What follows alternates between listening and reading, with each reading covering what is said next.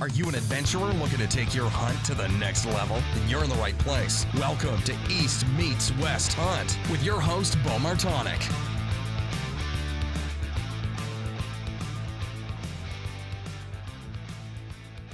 What about something else I wanted that was brought up in the questions were calling strategies. So I know, and I'm still going to ask you about it, but I know my dad's thought process on it. But I actually honestly don't really know Johnny and Mason's. I don't know if we've talked about this before. I don't really know mine either. Besides your water bottle, but I don't really have any. I was always like, I know you blind grunt and do good. I always wanted to be quiet and just like, I got to do more grunting, I think. You know, I mean, I'll throw a grunt out when, you know, if you think this deer's, you know, it might spook and that, but I need to do more blind grunting, I think. So right now, I learned that from you, like, you know. Yeah, you learn a lot from me if you listen. So I need to do a little more blind grunting. But I was down in Ohio the one year, and this guy, I don't know if I told this story, there was a big rock I know over in this area, and it was windy, and I said, is that a deer grunting? But it was like, bruh, bruh. He did like 20 seconds straight and stop, and there was like a 1 minute. He had like a nice sequence. It was like 20 grunts, 1 minute stop, 20 grunts, 1 minute stop. So, yeah, he was up there sitting on a rock smoking cigarettes, and he blew that grunt. He probably wore it out, man. I'm like, but this little spike come running at me. He was even like, looked up in a tree. He's like, holy mackerel. This guy, what's he doing? But I heard it off in the distance, but it was such a sequence. Like 20 long, bruh. I mean, it was like literally 20, bruh, bruh. I'm like, then the wind calmed down, and then it was like a time, but it was like 30 seconds. And then 21. What are you doing in my area? I was like, no, one thing with the calling, with the grunting, the blind grunting for me, is I truly believe it does drive off the smaller bucks. That, you know, I think they just won't come in because they don't want to get their ass kicked, basically.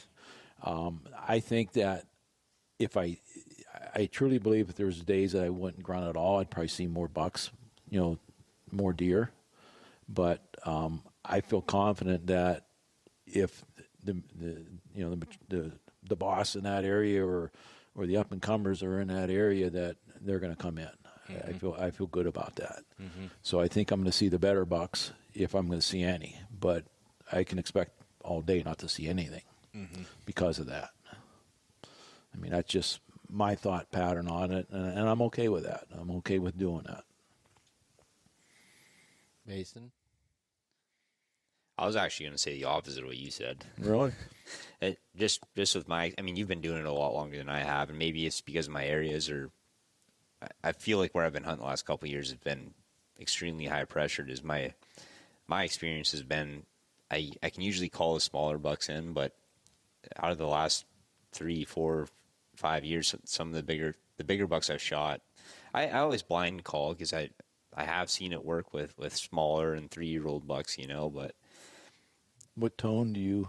I mean, it could be your tone too. Yeah, it could be. I do. My grunt call has a slider on it. It goes from buck to doe, and I use all of it. I haven't had it put any study to it to see how many deer come into what tone, but my experience has been I can usually call the smaller bucks in, but the bigger bucks I don't think that they've been coming into the grunt calls. And in places where I have been able to see further distances, I've called it some bigger bucks, and they they'll look that direction, kind of just keep sticking to their plan. I think that's probably why I've been quiet a lot, is because I felt like maybe pressured areas, and I just felt like if you're just throwing a grunt and there's no, I guess I didn't put much thought into it, but there's no other, not a visual, or maybe they're going to go downwind to you, and I'm just afraid to give them that. Something's there. Let me check into it more to where no, or I don't hear it, or I feel like just a lot of guys maybe just use and abuse their call and not blowing it right, I guess. But in a lot of places I hunt, it's pretty thick. Like you can't really see very far. So maybe some of the maybe I'm spooking more smaller bucks than what I know too. That could easily be the case. Mm-hmm. Yeah, and so Dad, you were about to say a little bit about like the tone and like kind of how you do that. So explain that a little bit. Yeah, I think I do a more drawn out, more aggressive, and a deeper grunt instead of just a little, you know, young buck grunt. I guess. I feel like that's what I'd probably do more. That's probably what I do. I'm not trying to scare them. You know, like come beat me up. I'm over here. yeah. I'm just a little wimp. You know. Yeah, no, I think I am more aggressive on mine, but I don't. I mean, I'm not like. I wasn't that guy you heard. Mm-hmm. that wasn't me. Oh man! But I'm not sure what my sequence is, or as far as the timing. It may be every 20 minutes, sometimes maybe every 10 minutes, sometimes maybe once an hour. I guess it's how I feel that day, or what it feels like to me. I guess, and the time of the year. I do some bleats in there as well. How do you combine the two? I probably throw out some bleats, and then I'll do like almost like a buck roar. You know, like yeah, Like something that? like that. Yeah, See that, John? That's pretty good, though. You don't need no call. but. Yeah. It's more something like that. That like it's a buck that is on a chase on a doe, and then the other mature bucks are like, hey, I'm gonna go try to take her from him. I mean that's my thought pattern on it, anyways. Rattling though, I've never had any luck. I know there's a lot of people that do. I just don't. I'd like to go with somebody that has success with rattling because what I'm doing just doesn't seem like it works. I feel like the rattling part has to do with a lot more of what Johnny said, the realism of a buck fight. You know, Zach Fehrenbaugh said it on the podcast last year about this time, the rut calling strategies episode, was like, if you ever hear a buck fight, which all of you have, it's like there's a lot of stuff going on, just horns clanking together. Where grunting can be a little bit more of just you hear the grunt, and that might. But when you hear a buck fight, you hear just sticks breaking and leaves throwing, and that's why he says he feels confident with on the ground doing that versus in a tree where it's like, okay, there's just random. Yeah, I agree with that. Yeah, it's random stuff clanging together. Well, last year I took it to a new level. My rattling in a tree. I actually had a blowdowner in front of my tree, and I tied a rope to it. Mm-hmm. And yanked on it. I'd be yanking on that and hitting the horns, and I even had the horns on a rope. I throw them out there into that and get them tangled up in there, and I try to get it at ground level, but didn't have any luck. I thought, man, this is going to be it. This is going to be the year I'm going to rattle something in. And I haven't carried antlers with me in so long, and that's because they're sitting in a tree somewhere because I forgot them. But I've done the same thing with my last ones. I have a set of black racks. I think it was the last time Johnny took us out on Halloween, and we were out too late, and then we had to hunt the next day. I think they're in that tree that next day. So I think you took me out. I found shed hunting twice. 2 different times I found a matching set of rattling horns. Johnny's in our spots. I found Masons in a tree before. I mean, on the ground, like I thought someone just left them there. They had string tied to them. really, Twice. You found I thought Masons? they were shed. Yeah, I think it was Mason's. I'm pretty sure. It was either his or his dad's, but I don't know. I think it was yours. This is going back you're probably 16, 17. Yeah. I still hear about that. Yeah.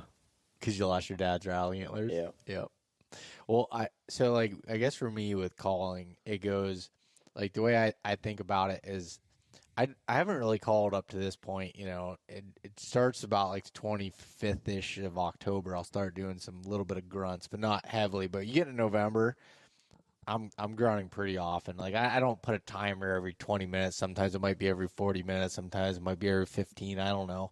But I'll do some different things in it. It is very by feel. Like, and I know that's hard to explain to people listening, but normally if I were to give like a normal sequence, I dump the old bleat can, the Primo's big bleat. I think you're the one that told me you need the big can because it's louder. So I have the big can, dump it over twice, and then burp, burp, burp, burp, like kind of like, okay, there's a buck fall on a doe coming through. But then like things aren't happening. I start getting a little more aggressive as the day goes on, and and my call I have, I think it's called the Mad Growl or something.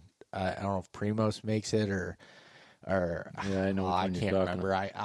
I'll have it. By the time this comes out, there'll be a link with my gear list on the website eastmeetswesthunt.com, and it'll have a link to it to show you. But anyways, I like a deep grunt call. I hate those little ones with the little accordion things that come off the grunt and little wooden thing. It just sounds weak.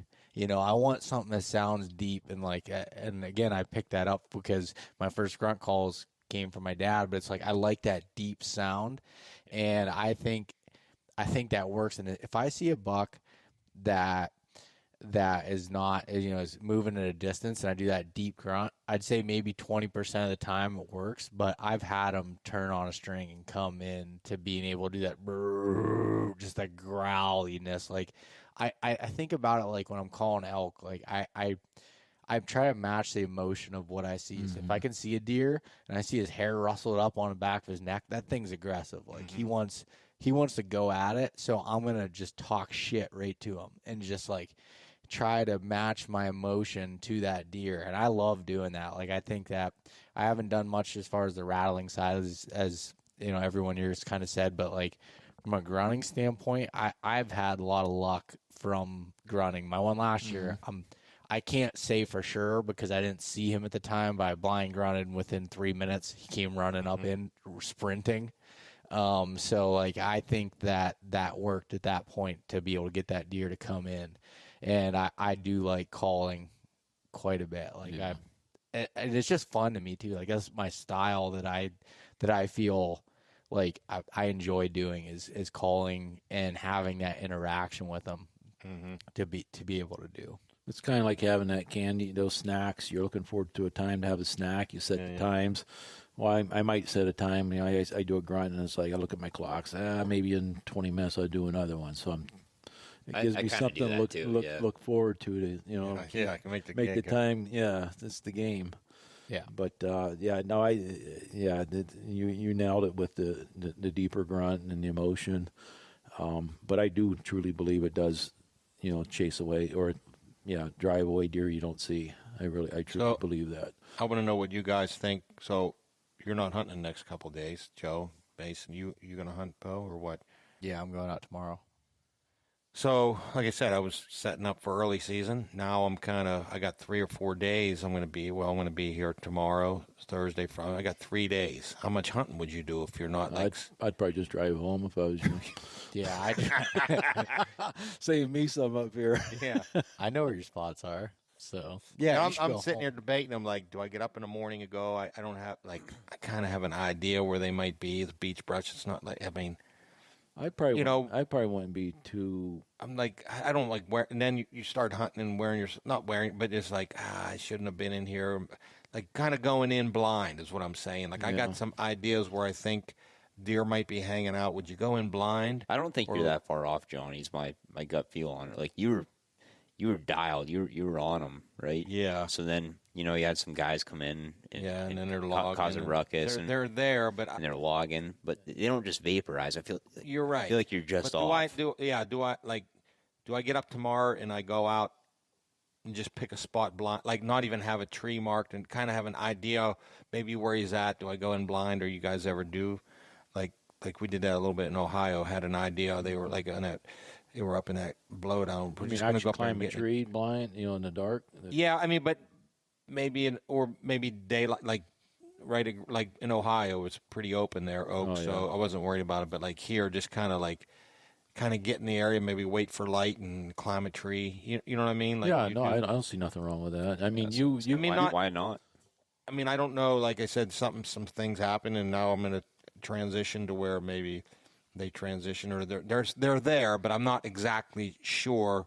Or do I just probe around and do the scouting, and then maybe do like midday hunt or something, like that's where I get torn sometimes when I got 3 or 4 days. What do you do? And if you're not sold on one spot, you know what I mean? Well, I guess like the way I think about that is if you have a decent idea, like Mason said, I think you're pretty dang close to being on them again, even just like with your thought process.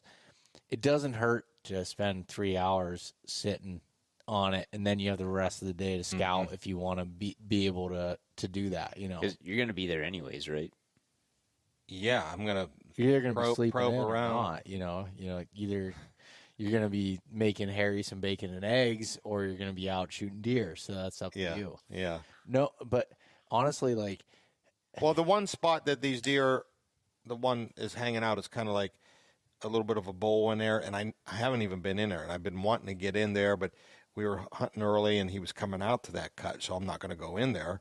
But I drop pins. I want to check that, or do I go in there blind and like come up from the creek, the main stream, and just go up?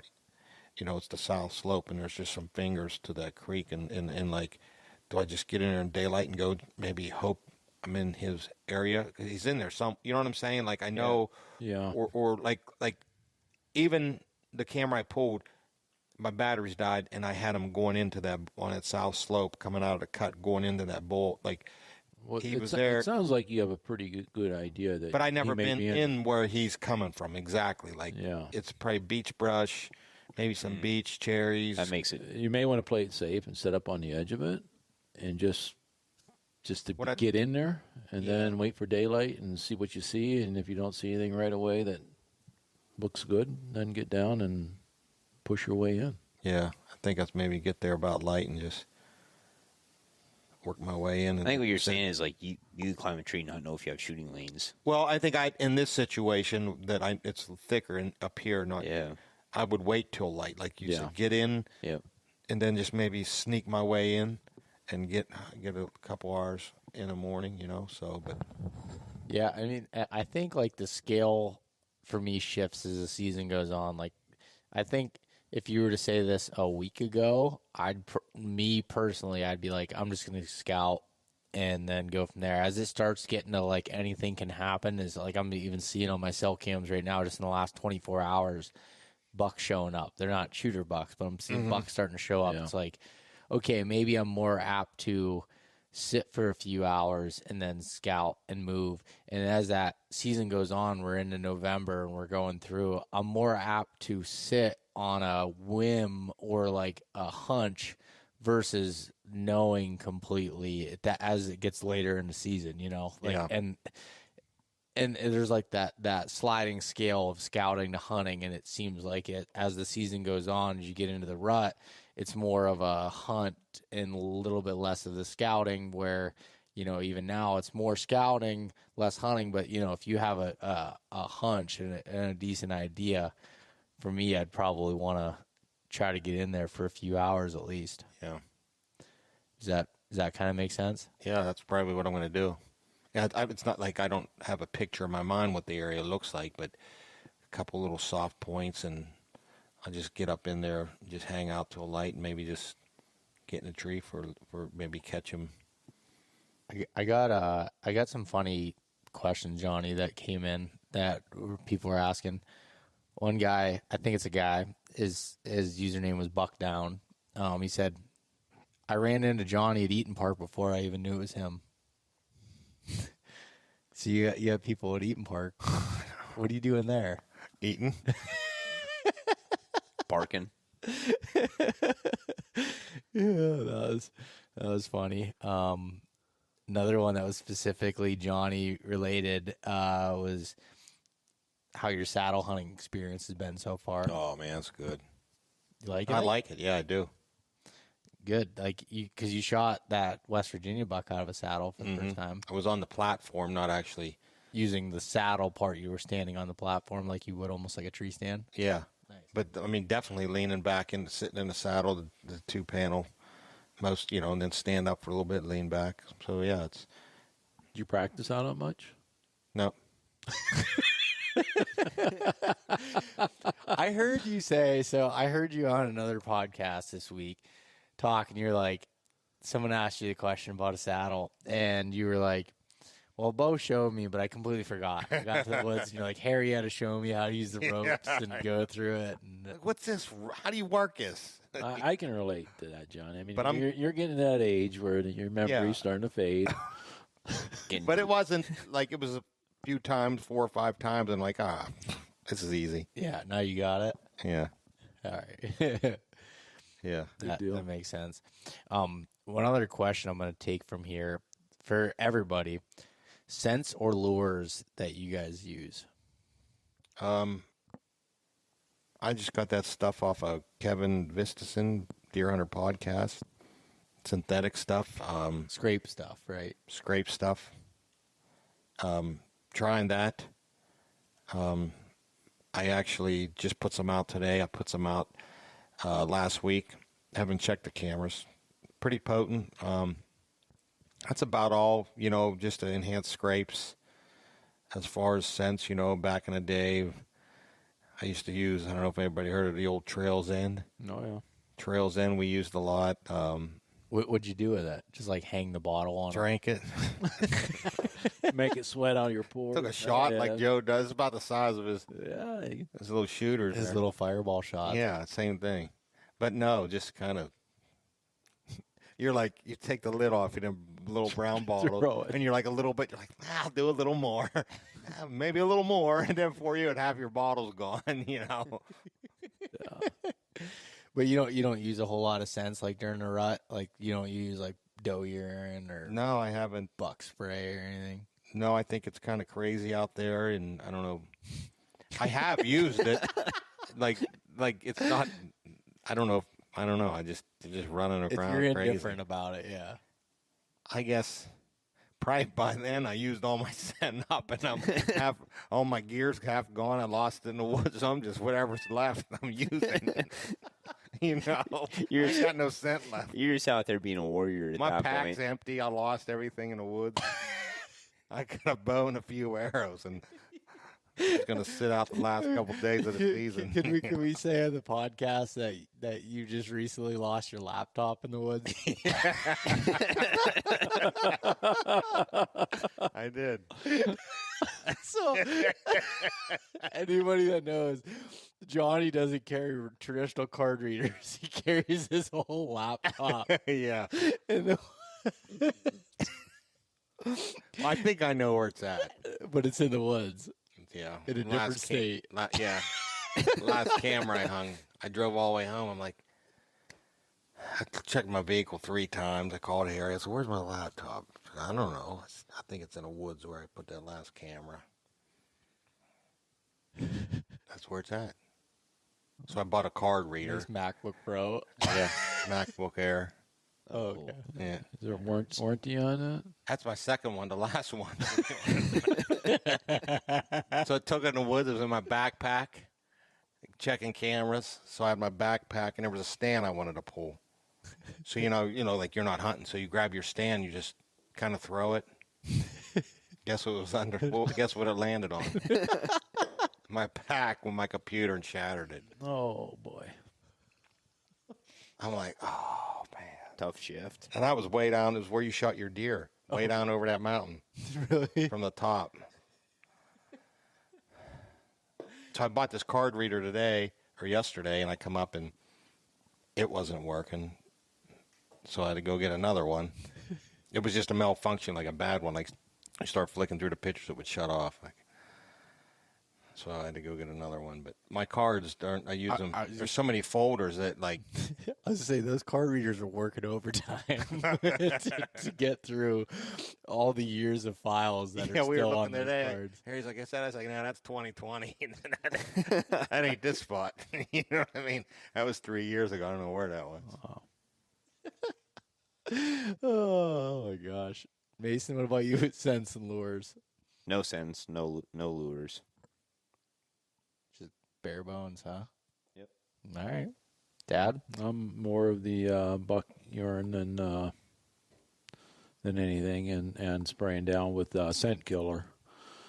Spraying myself down with scent killer, but I'll put if I do anything, it'd be like the trophy buck. I'll put it in a scent bottle, scent wick, and hang it. What's the trophy buck? I'm not sure who Like makes just it. like a scent bottle you buy off a shelf. Yeah, It's like a buck gear. yeah, Buck Lauren. I think it's labeled Trophy Buck. I'm not even sure the brand, but I'll, like I said, I spray my decoy down with it, or I'll put it in a scent bottle. Tink's Buck Lure. I put that in my wicks, and but that's here and there. I don't 100% take lure all the time, but I do occasionally. And last year it worked for me. The buck went straight to my scent wick.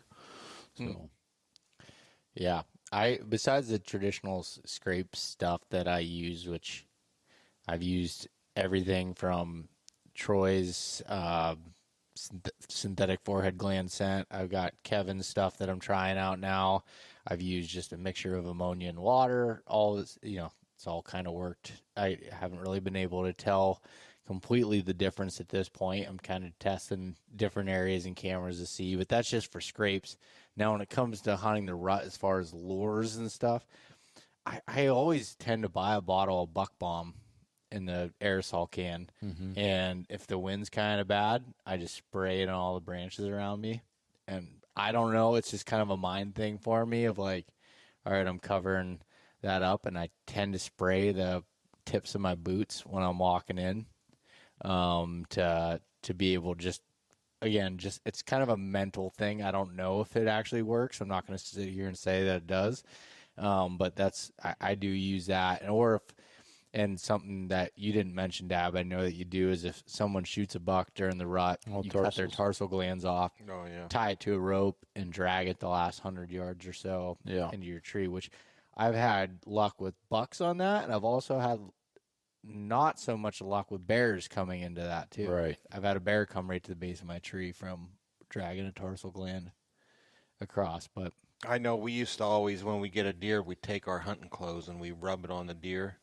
Just kind of get all your, get that deer scent on there. Rub it in the guts. I was going to say something. I don't remember what there, but yeah. Scent. Oh, the Buck Bomb.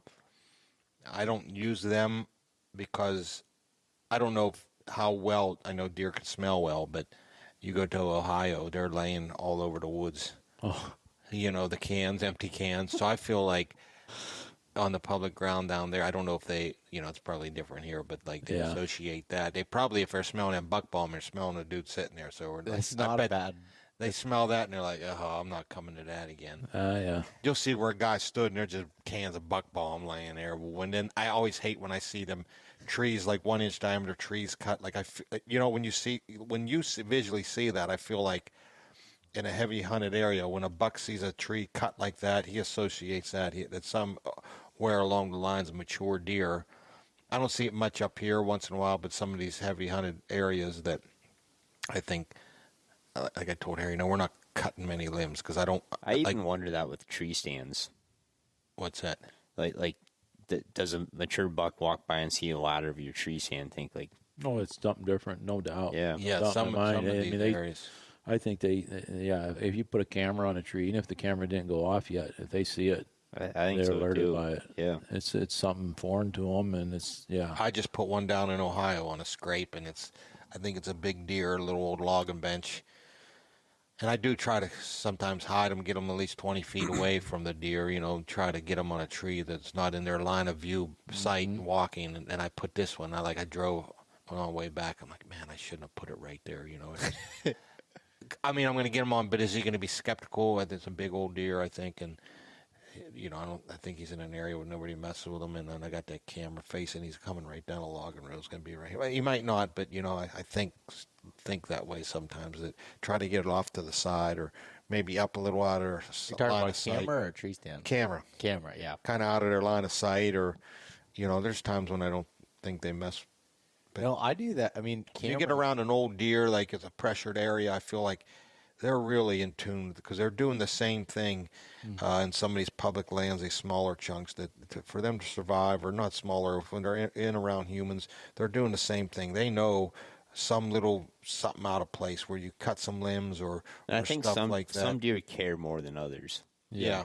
But you get in the area when he's religiously working this trail, like where I was a lower logging bench, and the thermals were coming down, and he dropped down low a lot, I think, often. And I'm like, if you start clipping limbs there, or you put a camera in, he's just like, this ain't, this is, I'm here all the time, like some of these deer up here can roam and, not know it, but you just got to be mindful of, where you're at and how much pressure is in there. And if the deer's 5-6 years old and he made it, he's doing the same thing often, and you get violating his area, he's going to know. One other thing that I guess I kind of forgot about that I do is occasionally, and not all the time, is Evercalm. I will rub that on my boots and on the tree or whatever. But does it help? I don't know, but it has never hurt me. Yeah. Where doe and heat or doe pea seems like, I don't know. I don't have good luck with that. I get deer blown or spooking whenever I had that out in the past, and I haven't used that in several years, many years actually. So I guess that's one other. But if I was to get up in the morning and I'm out of scent, I'm not going to stop from going hunting. It's not that important to me. Yeah. I've hunted many times without scents and killed deer without scents, but yeah, I guess those are my. If I'm going to buy any scent, it's going to be a buck, trophy buck, or Evercalm. Was that the same mentality that you would have had 20 years ago? No, I tried them all. Yeah, I tried them all. I mean, I remember you'd have them in the fridge on top. Oh, of yeah. Oh yeah. You always have to have it in the fridge. Yeah, Dark bottom. and I guess as far as you asked brand, I guess there is the aerosol that I do use, and then tanks. Is I guess the two that I kind of fall back on. I've tried some of the others and just didn't help or didn't hurt, I guess. But yeah, and back in the day, I've tried them all, and that was the big thing. Joe, do you remember? I don't know if you ever tried it. They actually had buck semen. No, I never tried that. I didn't either. My buddy did. I'm like, I ain't buying that. I never even heard that. I swear to God, they had it. Wow. You probably just drank it. I know. I said, I ain't getting none of that. I just had some. No, they did. Did you? I feel like you probably went through like a stage of using like a whole bunch of like gimmicky items. Oh, what are some sure. gimmicky items that you've used? I don't know, though. Man, I have to think about it. Didn't you have something that held your bow at half draw or something? No, you were talking about the overdraw. Oh yeah. Oh, I've been ordered overdrawn. Oh yeah. Get your arrow short. Yeah. Hold your bow at half. That's I think pretty illegal. Instead of going like this, I just went like this. Yeah. Oh, that's what I said. We have to talk about the good old days, like in the '90s, and start 80s. Ooh, Johnny, is that a little too young for you or what? Yeah. He was still in diapers then. Yeah. 70s. Yeah, what were you thinking about with that? Because you called me one day. You're like, "But we need to talk about Just how it, like, the knowledge that we have now, not just from podcasts and people, but you look at all the intel you gained from your camera and your dad, Mason, me, and you guys kind of talk to each other and yearly, intel and just how much you've learned. Like in '92, I would come up here, not 92, probably late '90s. I would come up here and there was a lot. The woods were a lot more open. I mean, but I feel like even the people I did know, they didn't know what we know now. I feel like, you know what I mean? Like, Yeah, there's a lot of learning there. there. Yeah, in the early days, you didn't have the resources, Yeah. or the availability of it, and You knew what you knew. Your woodman skills really came into digital play. trail cameras. Yeah, you didn't have. You didn't like. You didn't even have I think about now, like I'm going to film check my cameras. camera, see if these deer are coming out. I would have had to burn a sit to see maybe a couple sits, but now you're learning. Just such a different world, and the It is. equipment, and Well, the learning curve is so much shorter now. Oh, it seems yeah. like.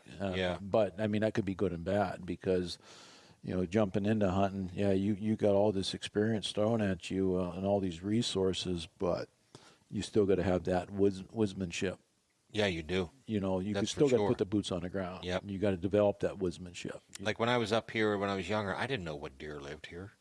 And that's what fascinated me. It was so vast, and there was way less roads, but it was like, I mean, Sasquatch could have been up in here. You know what I mean? Like in your but you know what I mean? Like I don't know what's like behind my place. Yeah. And that's what intrigued me. But now in different places, I kind of know all the deer that are here. It's just like, right.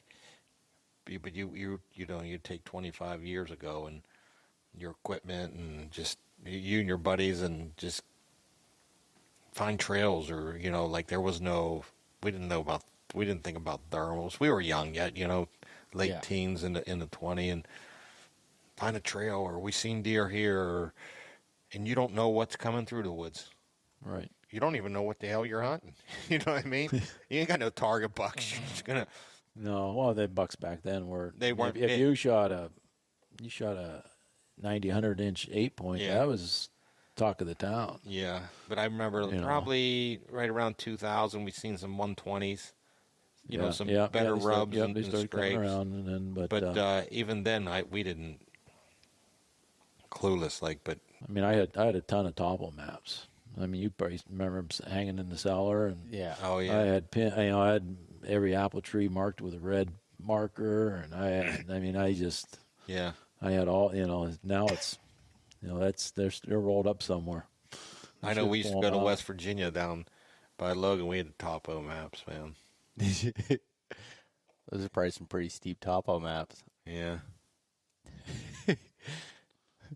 Good old days. Yeah. You kind of miss that, not knowing and the oh, learning. You're right. It's and being. Well, I forgot my cell phone at work yesterday. It was the best evening I've ever had in a long time. Didn't have nothing to report to. Actually, today I wanted to go out and check. I checked some cameras, wanted to still hunt, and it was like I was in 4 group messages all at once, and 3 of them were work, and things weren't going right. And I'm out there stomping around talking to myself, and it's like I just walked through a good area. I'm like, I got to come back here another day. My head's not in the game. But going back to the trail camera thing, like after I had a couple cars stolen and stuff this year, I was like, it'd be kind of cool just to hunt a whole season with no trail cameras. Like just the surprise factor, they're not knowing. There's something kind of cool about that too. Yeah, definitely. Just kind of using them for the inventory. And I think early season I did a lot. I had my inventory and put the pieces. Just like we're just going to go hunt because I know they're here. You know what I mean? But I think it'd make you pay more attention to the details. Yeah, I agree. Instead of knowing they're there because your camera told you they come through once a month or whenever, how frequent it is, going in an area and reading the sign more as far as the size of the rubs, the tracks, and paying more attention to the details. Yep. Instead of knowing they're there and just, there's a rub, and then moving on. Instead of really getting into the nits and grits and reading it, the height and the size of it and stuff like that. But yeah, no, it's funny because I go back and forth on that, and Jake Bush and I talked about that a few weeks ago. It's just like about trail camera. We start running so many, it becomes like a job of checking them and going through and doing this, and you get so caught up in it. It's like, what would you do if you just didn't have that? Like you maybe you wouldn't kill as big a deer because you wouldn't, because a lot of times you might not hold out. Yeah, you might not hold out. And then also deer are like, you go to an area and big sign can look like big sign, but it could be a 170-inch deer making that big sign, or it could be a 7-year-old 120-inch that's making that same big sign in a different area. So like you can kind of figure out the size like based on those trail cameras. But it is fun. Like I remember when I hunted New York a few years ago, there was no trail cameras involved. No, I shot a small buck up there, but it was just like I was just hunting. And just going and just like, okay, get up here. I've never been to the area before. All right, thermals are coming up. I can feel it. I'm going to work my way down these benches, look for food, and then snuck up on a buck and shot him. And I was like, that was fun. Yeah. That was really fun to to be able to do that and kind of just change it up, you know. And like, I still don't know if I'm gonna go down hunt Ohio this year, which I probably will, at least definitely in that muzzleloader season with you. But like, I kind of like the idea of not having cameras and stuff there, and just like, I had fun when we hunted down there for we only hunted for 2 days last year, but it was just fun just walking around the woods and just like. I do sometimes I'll do better when I don't if I get into the rut and I'm hunting areas and I know the deer here, or I expect to see them, and sometimes I'll go to like a good area that I don't expect anything, you know, to where I'm not like, all right, he should be coming, because I did all the scouting, I did all my homework, and this is where he's at, and this is where, and you put a day or two and like, oh, you know, and then sometimes I'll just go to a spot to where my mind isn't working like that, to where it's like, this is a good spot, and I don't know what to expect, so I don't get my hopes up, and it's not like, man, so sometimes I end up finding myself in locations where it's like the cameras are out the window, and I just, maybe a spot I hunted years ago, and, you know, there's some does, or I've seen a good deer here, and I just like, I'll go sit there all day, because I'm like, oh, this is better, because my expectations are not that they're low, but I don't know the area and exactly when the deer are coming through, or exactly where they're bedding, and I'm not sitting there and saying they should be here, and then you get frustrated. How come you know, and you start asking yourself, was my scouting right? Did I, you know? But if you go to an area that you just knew in the past that was decent, and there was good deer there, and this and that, and you haven't been in there, you didn't blow it, and you're just going to go sit, and I could sometimes sit in areas like that and relax and just chill out, because my mind's, and I'm just hunting and just enjoying the not knowing anything, but just a little bit of scouting that you've done in the past, or historical, but not, you know, expecting that your target deer. And sometimes I find myself, I'll do that, I'll find myself in a spot and I just chill out, and okay, this is enjoyable, I'm just hunting and enjoying it, you know. Well, I found myself in the few times that I've been out this year already, going to places that I don't even have any cameras in, and it was just like, I scouted them in the spring, and it was fun because it was new, and it was just like exciting to go do that, because like sometimes I get, it's really good. Like I'm not trying to talk out of both ends of my mouth, because I think historical data is super important, and areas getting to learn it and know it. But I find myself not even walking to spots in certain areas because it hasn't been good for 3 years. And it's like, that could change, you know, or like I have these preconceived notions on this is what I need to do.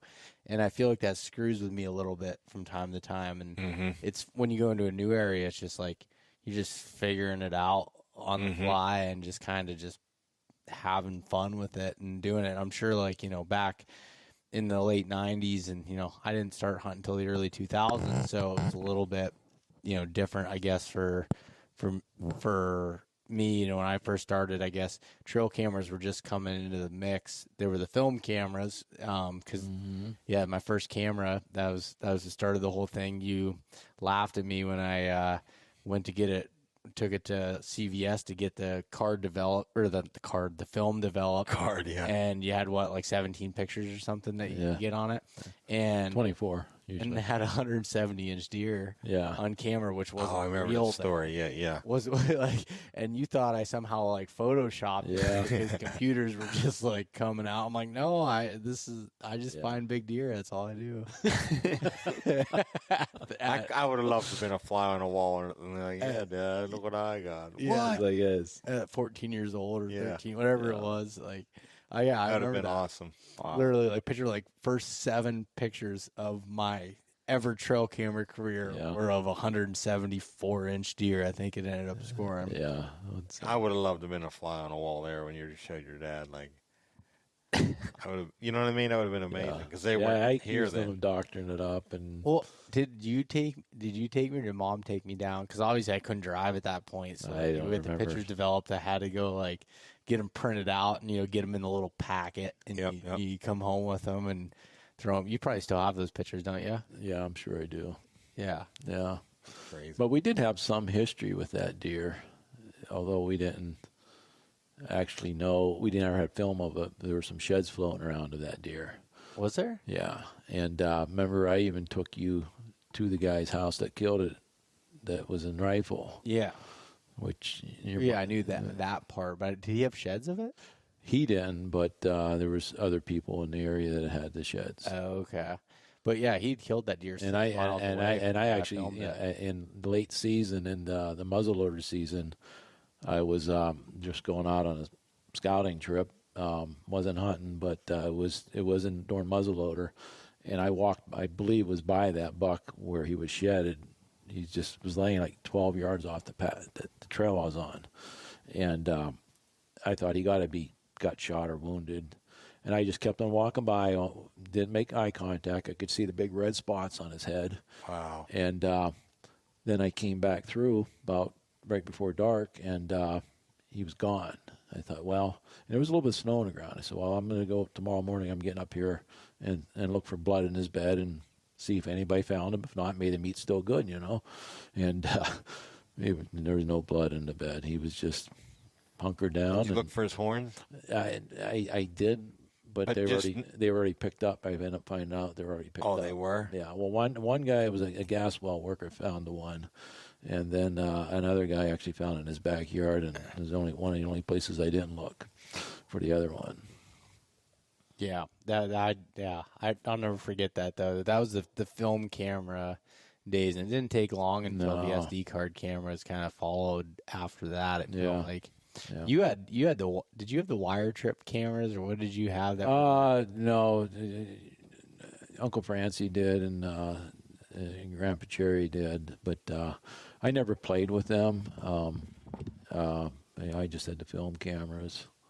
But yeah, the trip strings, and you know what time a deer went through. Yeah, or it could have been anything, but yeah, you're thinking of could have been anything. Yeah, a trip the timer. Did you use any of that kind of stuff? I've never used those, but back in the I've heard of them, and yeah, but I definitely had the 35 millimeter community old snide. I had the 35. The first one that came out was like $400 some, and they were expensive. We split it, and it was just a camera in a box, a camo box, and, But yeah, you couldn't wait to get your film developed. Oh, you might have 24, you had 24 pictures of a doe that was there, or through leaf different blowing. nights. They were sensitive, and or if you had a real good area, you couldn't wait to go pull, check it, and you look and it only has 7 pictures on it. It's like, I'm going to get it developed anyways. You go to CVS, and you're like, give me 1 hour, And you pay the extra money for we finally realized they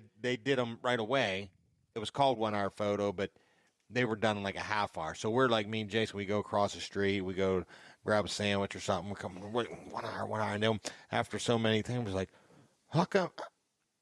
We'll have to start coming back in a half hour because this is half-hour photo, And then, you want doubles? Nah, we want doubles. You know what I mean? Yeah.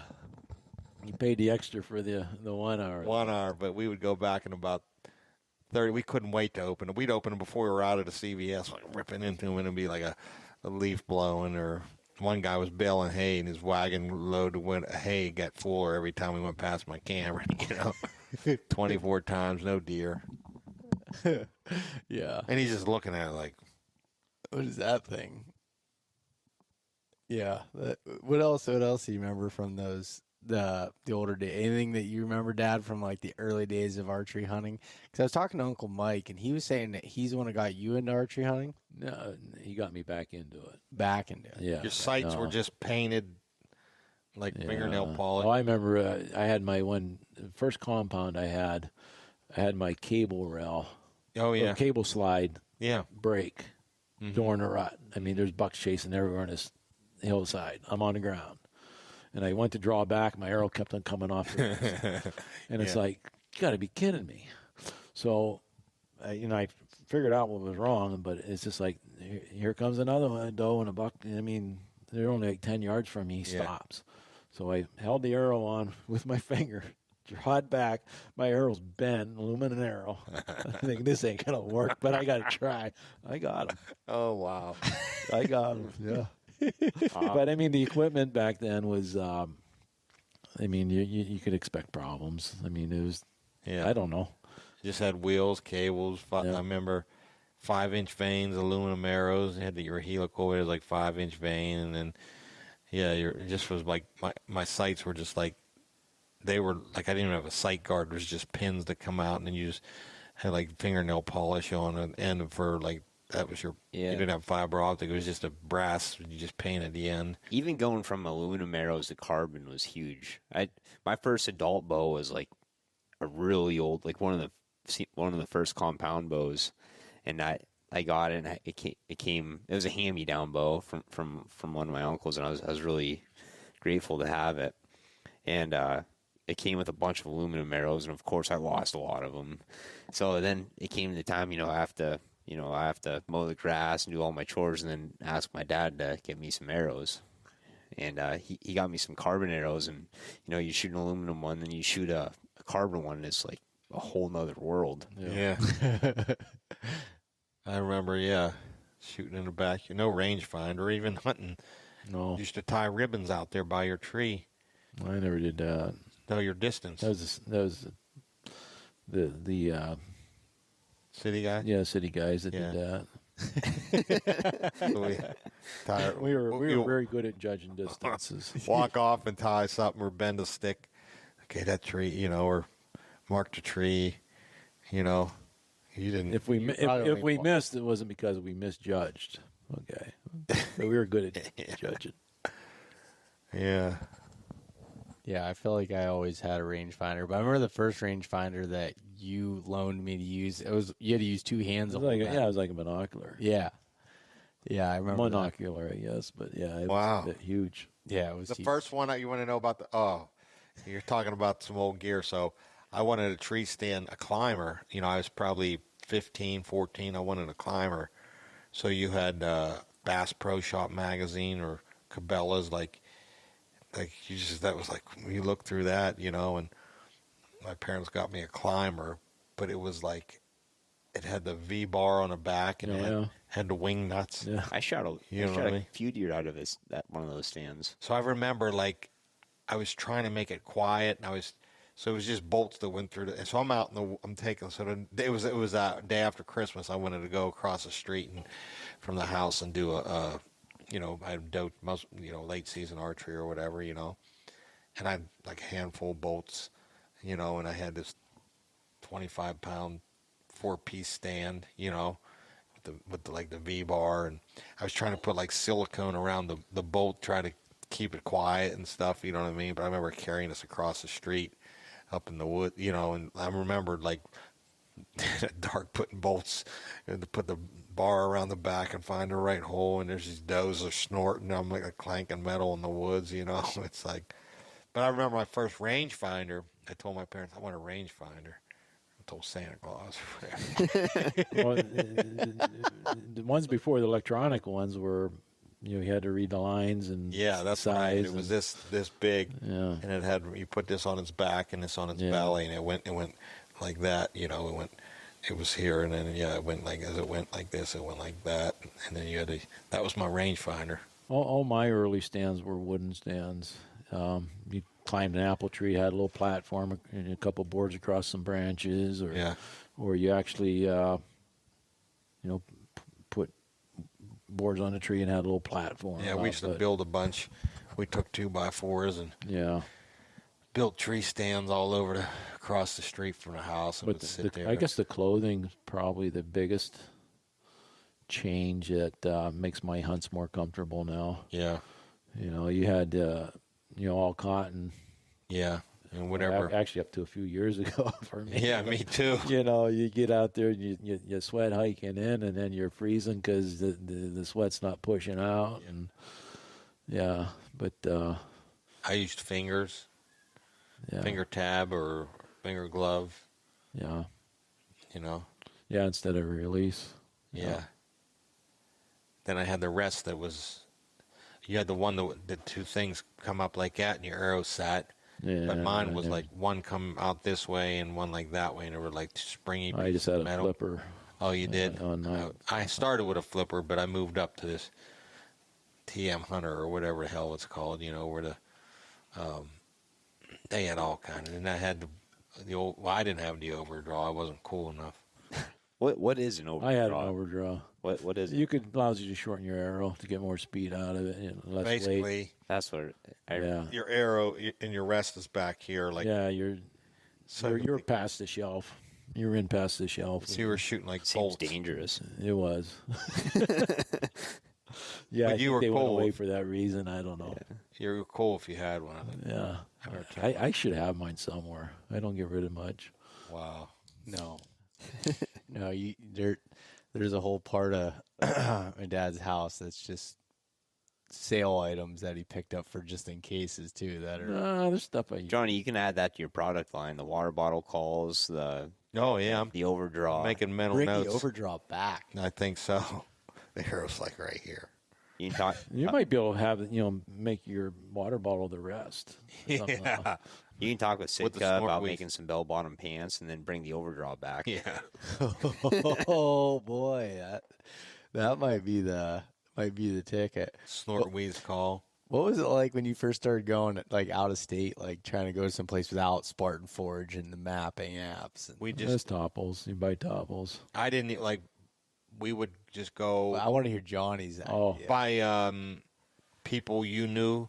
Yeah. Like I didn't call any states or anything and research or something. I was young, and I didn't really know anything about that. But if I knew someone out of state or just word of mouth, basically, people would give you directions. Or like further out of state, it was a friend that grew up there or something like that. But yeah, we would just a lot of West Virginia hunting because it was close to me, and you would just pow in a vehicle and you would just basically have a road atlas, and you see a big hunk of West Virginia painted green, like national forests and stuff. And let's just go there, We just drive down and ask someone at a gas, where can we hunt? And you just head up in the woods, with your bow and stand or no stand or gun or whatever we were doing. And it was raw, like, it wasn't like we had no clue. We just wanted to hunt, Well, I didn't do a lot of out of state hunting when I was younger. It was more of out of the county. Yeah. It was kind of the out of the state. Yeah. Get out of the county is unfamiliar. Yeah. Because you didn't have to go far from the house. To run into deer back then, and you always had action. But you always relied on topo maps to get the terrain. I remember coming up here maybe a dozen years ago, and I didn't have no mapping thing. I remember I had the Corn Planters map, Corn Planters Kingdom map, and it was white. Earl still has one over there at his camp. Yeah. And I used that. Like I said, I want to go somewhere and get away from people. So there was like white spots in between the roads. Like, well, it looks pretty vast there. Like. I'm going to hike back there and see what it looks like. And I remember hiking back there one time. I'm like, man, I'm back in here. Boy, ain't nobody coming back here, And then I don't know if it was a little bit of a cut I was going through, and I see a vehicle. What the hell? There's a road. Well, there was Jeep trails everywhere back in the day too. Yeah, I remember People- these guys here. Yeah, That's what they used to do when Earl he's 70, and when he was 20s, 30, they would just up here. They would just Jeep trail, and he knew. Like I learned a lot from him. He grew up here. I mean, he didn't grow up here. He's from back my way, but he would come up, and he knew. He was really good with directions and mountain names and where to go for deer and all these roads. And I learned from him when I would come up here. Oh, this spot's good here. You go up there, always deer here. There's turkeys here, or that hollow. You got to go. I said, where's this? Before maps, how do I get to there? You got to go. And he was really, man, good with knowing the lay of the land. And we started, me and the old Snide started that way, just learning from him, And we hunted a lot that way early on, Yeah. Talking about mapping, Mason just got into mapping like on his phone in the last 3 years. 2019, we're in Idaho hunting elk. Mason's got no maps. Do you have a GPS at that time?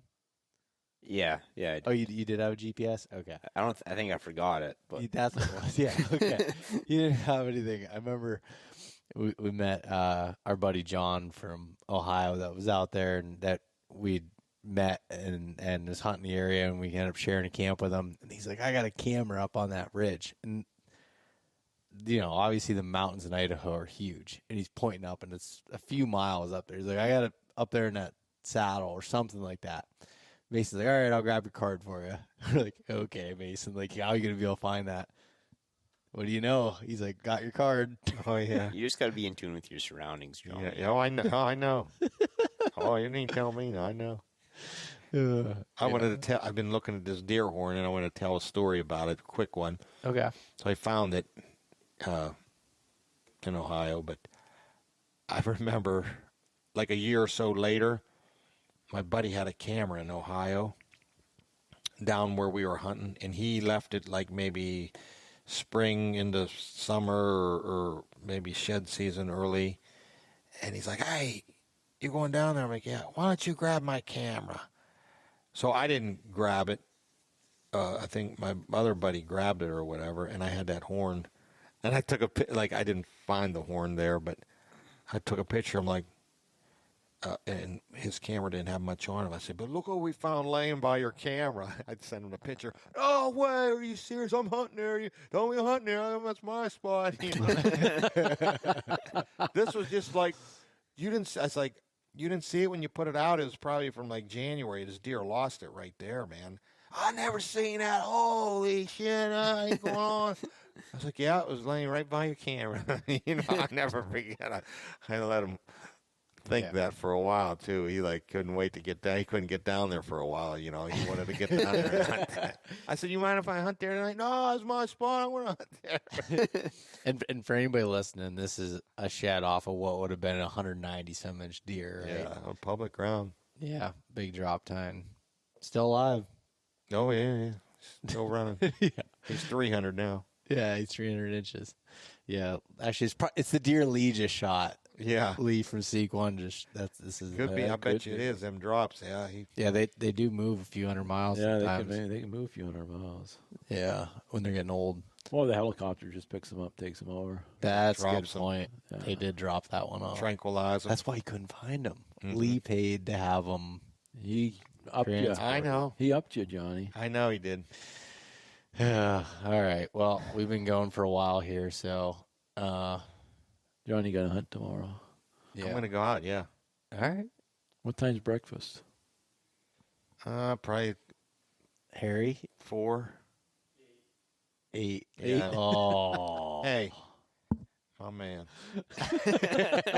That's all I'm gonna say. He shows up today. You ready? Yeah. All right, let's go. Get in the car. Forgot my saddle. What? That's key. That's key, right? That's clutch. You need your saddle, right? He was ready to find a perch. What's Yeah. that? He's going lightweight. Yeah. Hey, I'm going real lightweight. You're Yeah. just going to hang off your back. Yeah. Yeah. Jump on. I'll carry you. Hey, that new 2-panel saddle isn't just for comfort; it's for fitting 2 people. Yeah. I'm just saying. Big spoon, little spoon. No, I came to the rescue. Got Harry a saddle. I will say, anybody that can hang with you and film you, because Johnny's filming his hunts this year. Yeah. Having, if you can hang with you for a season, and I don't mean that from like your personality or anything, but I mean, go and check cameras in the middle of the night and just getting up and doing odd shit. Yeah. Like that's Get back at midnight from checking cameras. yeah, like that's pretty damn. Harry good. did good though. He was up. Yeah, he wasn't laying. I mean, he got to going in the morning. He didn't. He don't complain too much. Oh, that's good. He don't complain. He's pretty good. Well, he can't sleep in a tree like you do. I know. He got to watch for the deer and wake you up and say, "Here He's they my come." ears, for sure, because I can't hear. So you're gonna have to listen. Well, Jason from Timberton just said he texted me when Harry was editing all of that videos for you and posting it on your Instagram. I'm assuming he was the one doing it, wasn't he? Yeah. Yeah, and it was good. Not saying anything about what you do, Johnny, but it was good. And Jason goes, "Holy shit, Johnny's a prime content creator these days." It's like, yeah. Oh yeah. I'm pretty good. Well, all it did was with Harry coming with you now and filming these bucks that you talk about seeing, it made us just realize maybe you aren't full of shit. Yeah. Oh man. Yeah, we did good, but hopefully we get some more footage. Yeah, but no, thank you guys for coming here. Hopefully, like to have a little deer camp podcast here. You know, I'd say most of it was about the rut, some of it wasn't, and just like I think for me the moral of what we discussed here and everything is kind of take the rut and hunting in general is like as lighthearted as you can, but you know you can be serious about it and work hard, and because it's going to take a lot of work to be able to be successful in these types of areas, but also not take yourself so serious. And I'm also talking to myself as I'm saying this out loud, you know, to be able to do that. And I think that's kind of my takeaways with it. What about you? Any closing thoughts, Johnny? Oh, you know, just keep positive, optimistic, you know, and don't give up, but also find enjoyment in it. Don't, you know, I get to the point sometimes, like just trying to film something, like I want it to happen, you know, and you get upset it doesn't. But I don't, you know, I just keep going. Yeah. So just keep at it, keep learning, talk to people who know a lot, and enjoy it, you know. Mason? One good hand in the deck of cards and you win. I was hoping you were gonna say play cinch, not poker, but that was close enough. That was, yeah. Wow, that's deep. That's all it is. You only have to get it right once. That's right. Dad, anything else? Just shoot what's going to make you happy. Mm-hmm. Don't get wrapped up in the social media pressure. Just if it's going to make you happy, let it fly. Enjoy it, yeah. Enjoy the moment. All right. Well, thanks, guys. And, appreciate everybody listening. And we will talk to you next week. Thanks so much for listening to this episode of East Meets West Hunt with your host, Beau Martonik. For more great content and to stay up to date, visit eastmeetswesthunt.com, Facebook at East Meets West Outdoors, and Instagram at East Meets West Hunt. If you enjoyed today's episode, please review and subscribe, and we'll catch you next time.